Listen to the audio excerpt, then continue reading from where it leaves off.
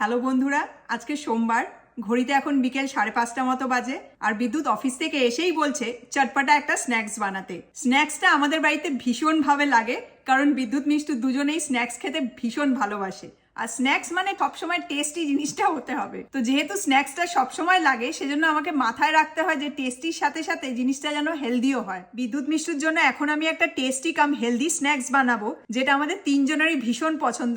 এটা আমি মাঝে মধ্যেই বানাই, তাই ভাবলাম আজকে যখন এই স্ন্যাক্সটা বানাচ্ছি তোমাদের সাথেও শেয়ার করি। এখানে দেখো প্যাকেটের মধ্যে মাখনা আছে। মাখনা আমাদের বাড়িতে প্রচণ্ডভাবে খাওয়া হয়, সেজন্য এটা অলমোস্ট শেষ।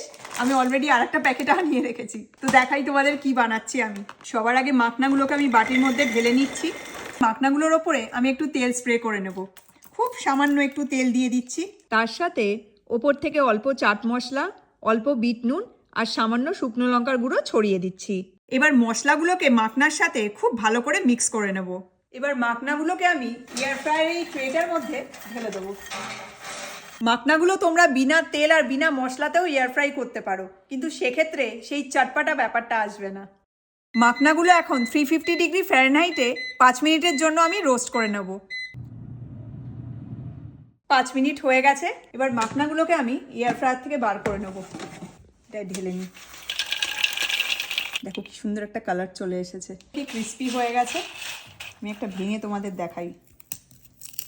দেখো, এবার ফাইনালি এই মশলা নুন রিমেনিংটা আমি এর উপরে দিয়ে দেবো। দেখো, এয়ার ফ্রায়ারে 5 মিনিটেই রেডি হয়ে গেল আমাদের সন্ধেবেলার হেলদি আর টেস্টি স্ন্যাক্স। মাখনার কিন্তু প্রচুর হেলথ বেনিফিটস আছে। মাখনায় প্রোটিন আছে, ক্যালসিয়াম আছে, অ্যান্টি অক্সিডেন্টস আছে। আর ওয়েট লস করতে কিন্তু মাখনা ভীষণভাবে হেল্প করে। চলো টাটা।